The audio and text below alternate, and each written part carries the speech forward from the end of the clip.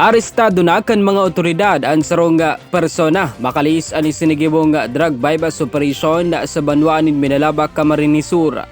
Sa nagin na pagkipag-olay kan One Media TV48 naga kay Police Major Jim Jeremias na kumpiskar sa suspect na si Arthur Benaobra, 29 anyos, asin sarong taho vendor kan Barangay Kasugad, Bula, Camarines Sur.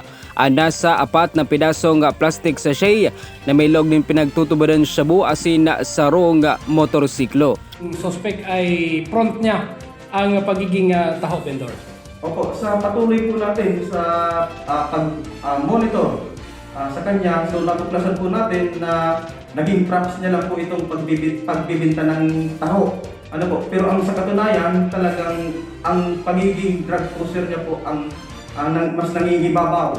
So, yan po talaga ang pinaka-business niya po talaga. So, na-monitor din po natin na ilang barangay po ang kinukuber niya dito sa pagbebenta po ng droga. Nasa kustodiya na kan mga otoridad ang nasambitan ng suspect asin kakahampangon ang kasong may kinaraman sa pagbalgar sa RA 9165 o Comprehensive Dangerous Drugs Act of 2002.